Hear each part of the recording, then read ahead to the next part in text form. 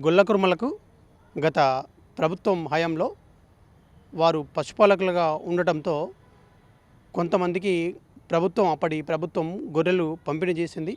ఒకటో విడతలో కొన్ని మిగిలిపోయి రెండో విడతలో కూడా కొంతమంది గొల్లకుర్మలు డీడీ కట్టి ఉన్నారు. మరి ఆ డీడీలు ఎంతమంది కట్టారు, మొదటి విడతలో ఎంతమందికి గొర్రెలు పంపిణీ చేశారు, ఇంకా ఎన్ని పెండింగ్ ఉన్నాయి, రెండో విడతలో ఏమైనా పెండింగ్లు ఉన్నాయా? మరి ఇక్కడ ఉన్నటువంటి తెలంగాణ రాష్ట్ర గొర్రె కాపర్ల సంక్షేమ సంఘం రాష్ట్ర అధ్యక్షులు పోచవేన శ్రీహరి యాదవ్ను అడిగి తెలుసుకునే ప్రయత్నం చేద్దాం. ఈ ప్రత్యేక గొర్రెల అభివృద్ధి పథకం అనేది తెలంగాణలో ఇది పశుపోషణకు అనుకూలమైనటువంటి ప్రాంతం. తెలంగాణ భూమి, నీళ్లు, ఇక్కడ వాతావరణం అనేది పశుపోషణకు, మాంస ఎగుమతులకు చాలా అనుకూలమైనటువంటి ప్రాంతం.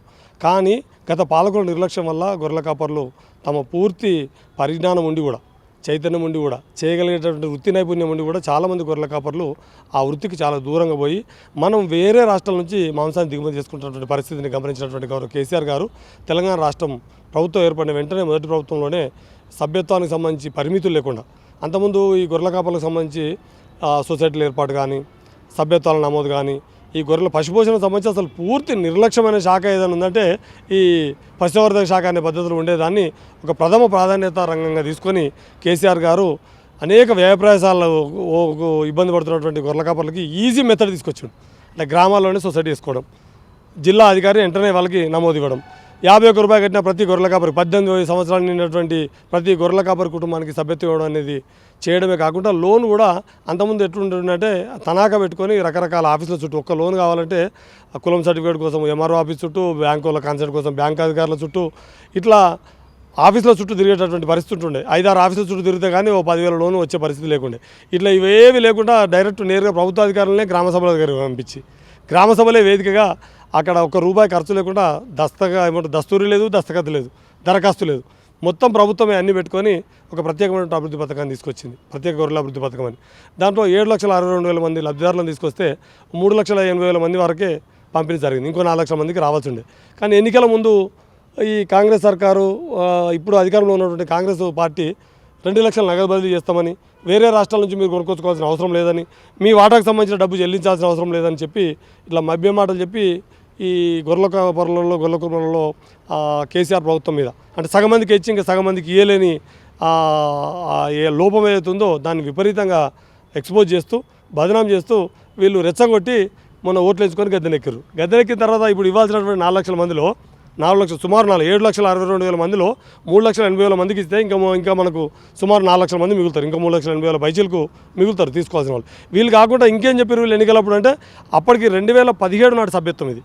అంటే అప్పుడు చాలామంది నమ్మకాలు లేక ఎవరు సభ్యులు కూడా తీసుకోలేదు.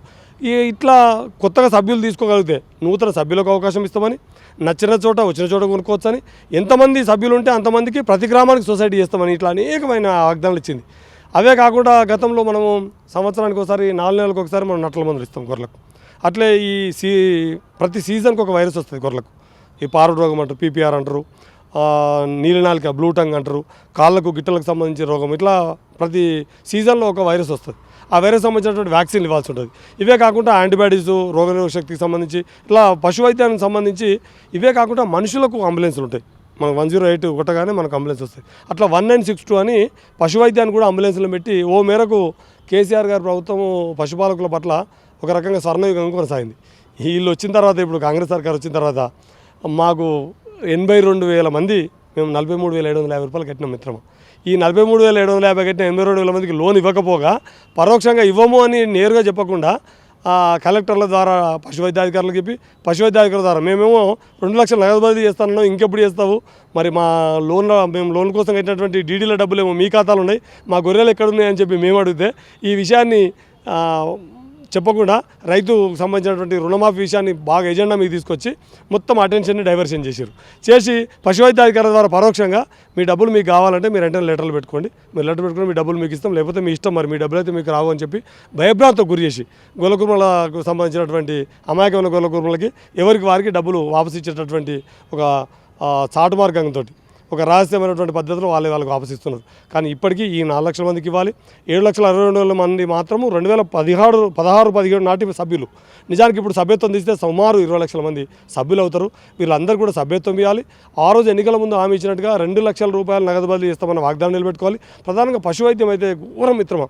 ఇప్పుడు ఒక్క గొర్రె మేకలే కాదు, బర్రెలకు ఆవులకు సంబంధించి మొత్తం పశుసంవర్ధక శాఖలో మీరు ఇప్పుడు నేరుగా ఇక్కడ నుంచి మీరు నేరుగా వెళ్ళి మీరు డాక్టర్ని అడిగినా పశువైద్యాధికారికి సంబంధించిన చెప్తారు. 9 నెలల కాలంలో ఒక్క రూపాయి మెడిసిన్ కూడా మన బడ్జెట్ కేటాయింపులోనే మనం పెడతారని ఆశపడం. బడ్జెట్ కేటాయింపులలో కూడా ఎలాంటి కేటాయింపులు పశు వైద్యానికి సంబంధించి అయితే ఒక రకంగా పడకేసింది. ఇక మనుషులకు ఇప్పుడు మీరు చూస్తూనే ఉన్నారు ఎంత ఘోరమైన పరిస్థితి ఉందో.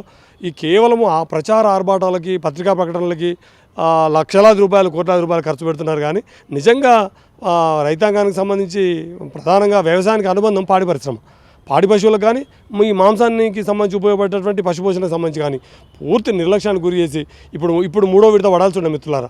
4 నెలలకు ఒకసారి వీటికి మనము నట్టల నివారణ కోసం డీవార్మింగ్ అంటాం దీన్ని. ఈ డీవార్మింగ్ ఇప్పటివరకు ఒక్క మందు కూడా రాలేదు. ఇక రైతులు వేల రూపాయలు ఖర్చు పెట్టుకొని బయట పోయి కొనుక్కొచ్చుకుంటున్నటువంటి పరిస్థితి ఇప్పుడు గ్రామాల్లో ఎదురవుతుంది. ఇప్పటికైనా ప్రభుత్వం స్పందించి మన వెటర్నరీ బయాలజికల్ రీసెర్చ్ ఇన్స్టిట్యూషన్ అని ఉంటుంది మనది, మన VBRI అని ఉంటుంది తెలంగాణ స్టేట్ గవర్నమెంట్ది.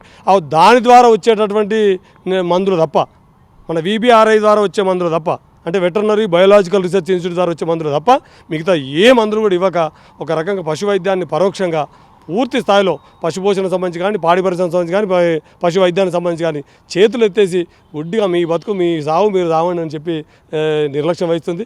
ఈ నిర్లక్ష్యానికి వ్యతిరేకంగా మేము పెద్ద ఎత్తున పశుపాలకుల్ని సమీకరించి ఈ ప్రజాపాలన ముసుగేసుకున్నటువంటి ప్రజా వ్యతిరేక పశుపాలక వ్యతిరేక ప్రభుత్వానికి వ్యతిరేకంగా మేము పెద్ద ఎత్తున ప్రజా ఉద్యమాన్ని నిర్మాణం చేయడానికి మందబాట అనే కార్యక్రమం ద్వారా రోజు మందల దగ్గరికి వెళ్తున్నాం.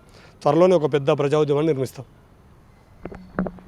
గత బీఆర్ఎస్ ప్రభుత్వం హయాంలో సుమారుగా తెలంగాణ రాష్ట్ర వ్యాప్తంగా 7 లక్షల మంది గొల్ల కుర్మలను గుర్తించి అందులో గ్రామాల్లోని గ్రామ సభలు నిర్వహించి అధికారులు ప్రత్యేకంగా గ్రామాల్లోకి వచ్చి 3 లక్షల పైచిలుకుల మందికి గత ప్రభుత్వం హయాంలో 1వ విడతలో గొర్రెలు పంపిణీ చేసి 2వ విడతకు వచ్చేసరికి ప్రభుత్వము కొంత అప్పటికి ఉన్నటువంటి కరోనా పరిస్థితులు కావచ్చు, ఆ తర్వాతనే ఎలక్షన్ దగ్గర పడడంతో ఈ 2వ విడతకు సంబంధించిన గొర్రెల పంపిణీ బ్రేక్ పడ్డది.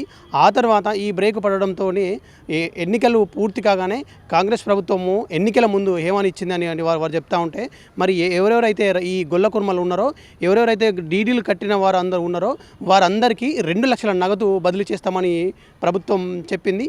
ఆ హామీని ప్రభుత్వం ఇప్పటికీ నిలబెట్టుకోలేకపోతున్నది. మరి తెలంగాణ రాష్ట్ర వ్యాప్తంగా సుమారుగా 20 లక్షలకు పైగా మంది గొల్ల కుర్మలు ఉన్నారు.